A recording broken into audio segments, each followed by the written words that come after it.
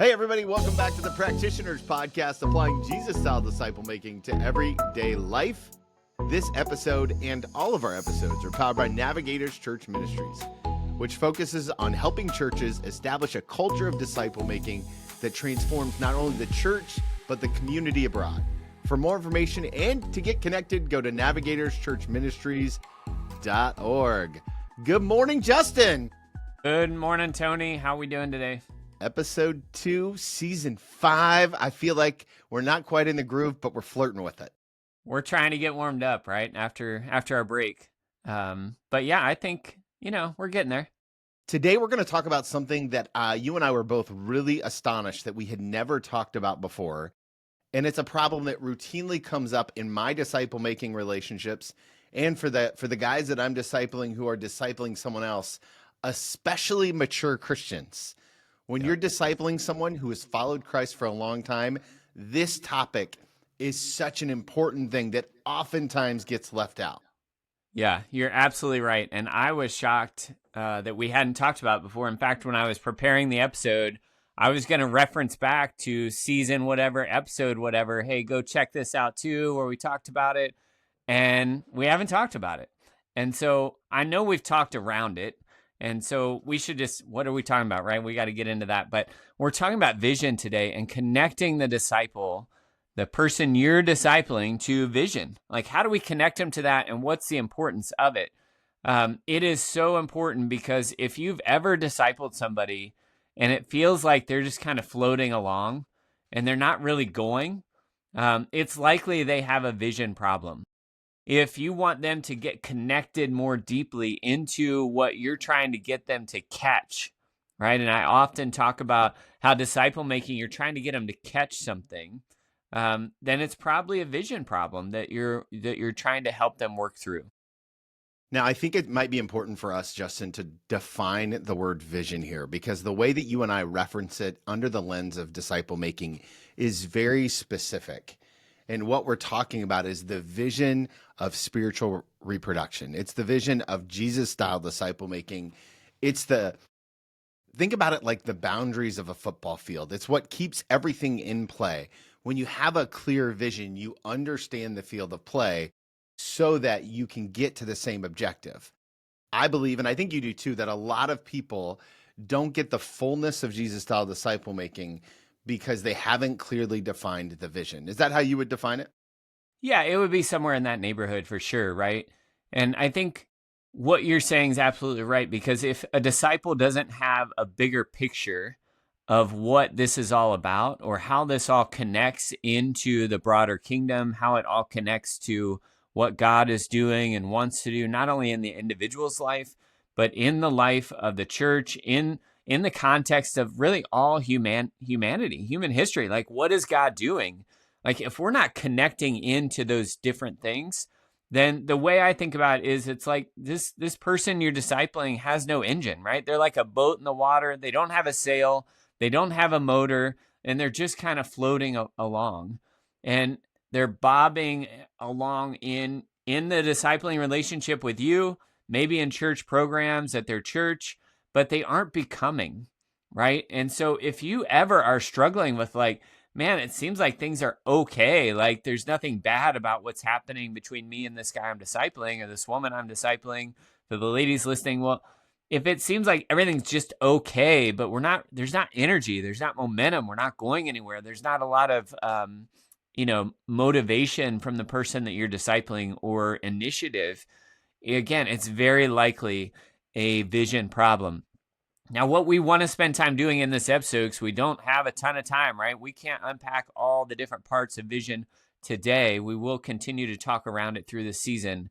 But we want to look at, well, how did Jesus build vision into the lives of those guys that he was discipling?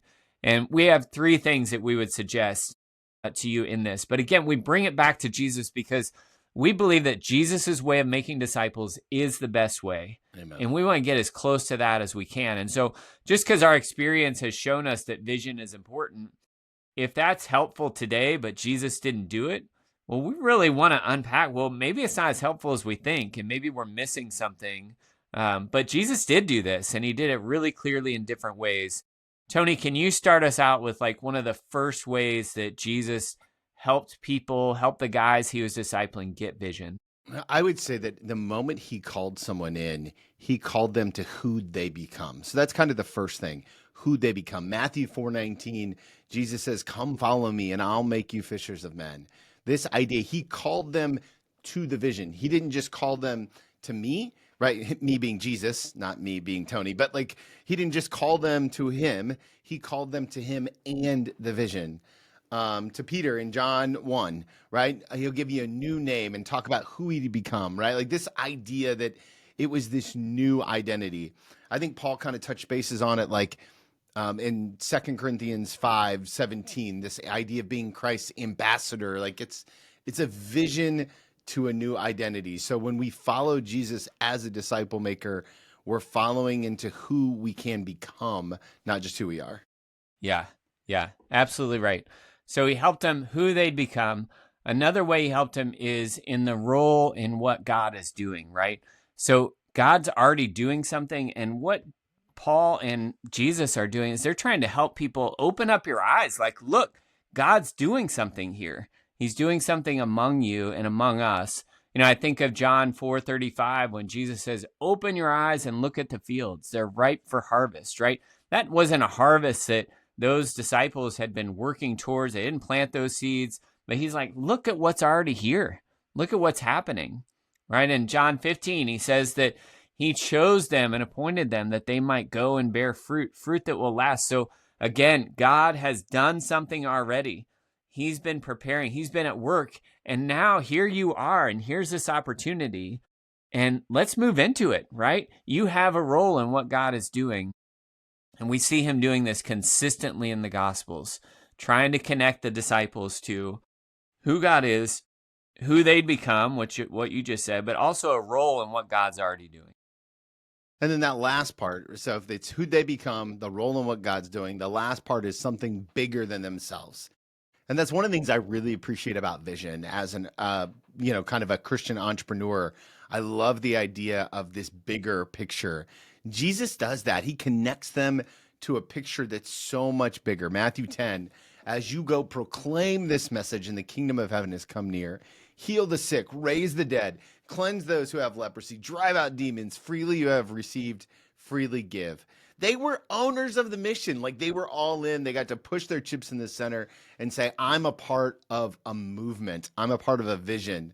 Matthew 28, the classic disciple-making verse that you will always hear at disciple-making conferences. Go and make disciples. Don't stay and make disciples. Go and make disciples and reach all the nations. And surely I'll be with you to the very end of the age. Like, I just love it. I love the big picture of it. And so, to kind of recap, Jesus did it. He called them by saying who'd they become, the role in what they do, and he called them to something bigger than themselves. So if that's how he did it, or that he did it, how do we do it? Like, how do we do it today, Justin? How do we lean into it?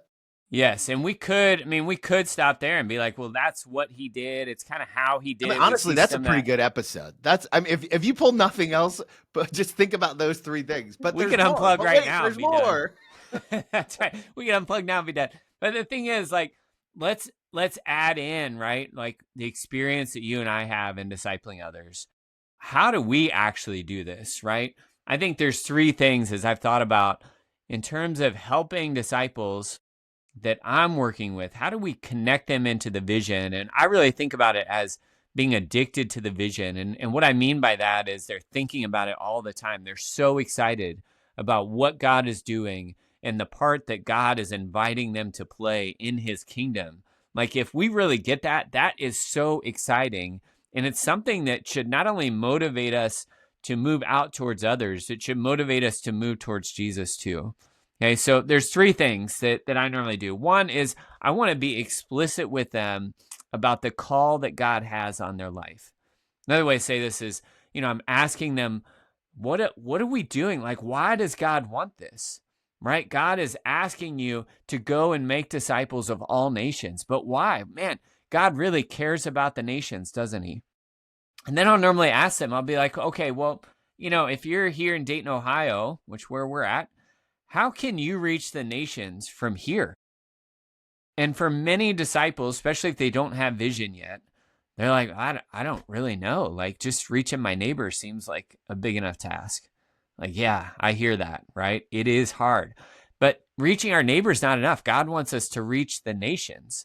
And the way that we reach the nations is through generational ministry, right? Making disciples who make disciples, so that, I might help somebody here in Dayton. They might help somebody else that, is in Cincinnati or Columbus or wherever, or maybe Dayton too. But then God calls that person to go be a missionary somewhere, right? And now your influence has helped them reach people in that other country. And as they start to multiply, the same thing can happen. And so how do we reach people from here? Well, it's by making disciples who make disciples. How do we help implant that vision? One, we have to talk about it. We have to ask these questions, because then it should shape a prayer between that disciple and us to God, would you help us reach the nations from here?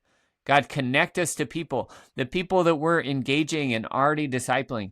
Would you help them? Would you call them to reach other people that look different from us, that are different in place, all that sort of thing? So that's really the first thing I'm trying to do, is be explicit about the call, and doing that over and over again. And then the second thing that we're going to try to do is we're going to be excited about and call out who they are becoming. In other words, we want to be hype men, hype women for the people that we're discipling, just like you would if you were coaching a sport, or your child you want to reward good behavior. One of my favorite quotes is, what gets rewarded gets repeated. And as disciple makers, we have to always come in with the idea of, like, I want to reward who this person is becoming. I want to reward it. I want to talk about it. I want to be intentional about it. So you're going to start with being explicit, and then you're going to be excited about the transformation that you already see in that person's life. Like, just a great example, earlier this week, one of the guys that I discipled is just discipling someone brand new, and he decided that he was going to go surprise him by driving multiple states over to a work event, that it was a really big work event. And I'm like, dude, that's incredible. Like, the impact that had on that person's life, that's the good stuff. That's the stuff that, and it was a 2-minute text for me. It's not like I did anything super extravagant, but I want to call out the behavior and be excited for the behavior that really reminds the people that I'm discipling, that you're discipling, of the vision that God has called us to, which is something always to be excited about. Yeah. I love that story, right? Because what that shows, right? He's starting to get it, right? He's moving out. And he's probably doing things that he's never done before. And sometimes we can hit a wall where we want them to be doing more than they're actually doing. And so one of the things that we can do, we can still be excited and call out who they're becoming, but it becomes like future-oriented statements. Man, I'm really excited about the person that God's going to call you to invest in. I wonder who that's going to be, right? Yeah. You can say stuff like that, or I'm really excited to see how God's going to use you when you go do this thing, or when you go participate in this thing.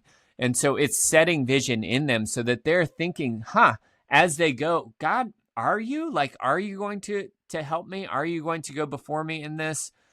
Which goes right to our third point, right? And how we do it. So we're explicit about the call. We're excited about who they're becoming. And the last one is we're expectant about the realities of the kingdom. And what I mean by that is being expectant is that we actually expect that God is at work. We actually expect that God is going to show up. He's going to go before us, because we know, because we have a relationship with him, that he is living and active. He is at work in us.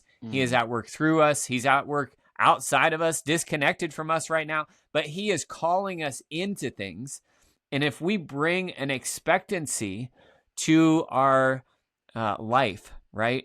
And if we help that disciple expect God to show up, God's not just this idea that we read about, and a disembodied idea that we never get to experience. God is active. He's living in us. He's moving out before us, right?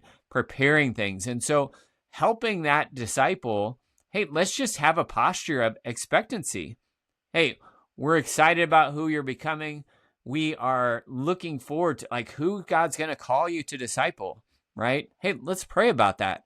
Hey, as you're praying, I'm really excited this week just to see what God's going to do, right? Because I know who he is and this is how he works.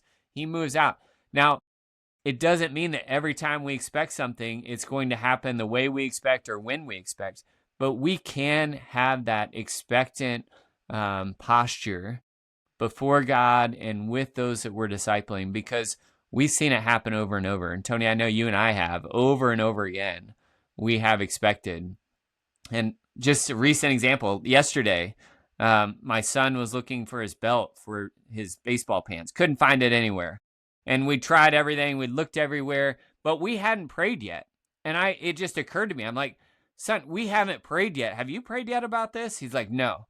I was like, we need to pray because God cares about us and he cares about, helping us with things that, we need help with. So we stopped and we prayed. And before the prayer was even finished, we found where the belt was. Wow. Yeah. And so it's just stuff like that, right? Vision is so, so important. So as you're thinking about vision and helping those that you disciple with it, we've given you kind of what did Jesus do? Three things, the way that we think about it. Another way to look at it is like personal, global, and local. Or let's order them a little better. Global, like the biggest, local, a little smaller, personal to the smallest, right? If we can get them thinking in all those ways, how's God at work? How do I play a part of it? It's really, really going to help us. Yeah, and when we think about it globally, locally, personally, we're going to think about the nations. We're going to think about city, community. We're also going to think about, who are you going to be becoming? And I really want to focus on that last part, that personal vision. One of the things that I see when I'm talking to guys about disciple making or pastors about disciple making is the idea that a lot of disciple makers don't have clear handles on their own vision around their disciple making relationship. So it's not enough just for me to give a vision to the guy that I'm discipling or the gal that someone's discipling, but I first have to own and understand the vision. And so for me, for example, that looks like that promise that God makes to Abram, that spiritual descendants will outnumber the stars. And when I think about my vision of disciple making, that's what I think about. And I have this picture in my head that one day that I'm going to get to heaven and the Lord is going to show me all the disciples that people that I poured into made. And I'm just going to see it. And it's going to be this blanket of light over a dark world. And I have this incredible vision for what that looks like. And so when I don't have, when I don't do that, when I don't hold on to that well, I can lose focus. And specifically because I'm relational, it's easy for me to drift. Whereas intentional people, I think it's more easy to be task oriented. Like, hey, we're going to get through the wheel, or hey, we're going to get through this. But the vision is the foundation to both parts. So if you don't want to drift, have a good vision. If you don't want to be task oriented, have a good vision. It solves both sides of that relational spectrum. Yeah, love that. Love that. So again, as we wrap up this episode, spend some more time thinking about this. Evaluate, right? And we'll get to that in a second, but think about how are you doing in this?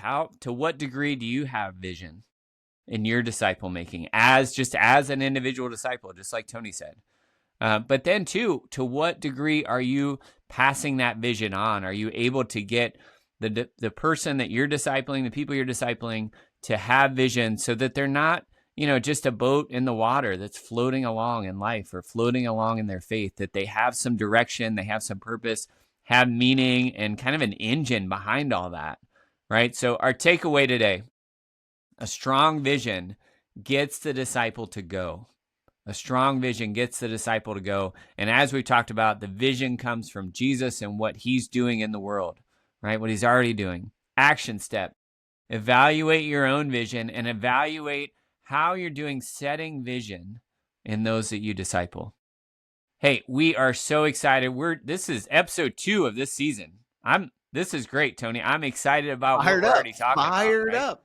I'm fired up too. We're going to keep going, right? We're going to keep going. Tony, take us out of here. Hey, friends, thank you so much for being a part of today's episode. As always, if you need anything from us, we're easy to get a hold of.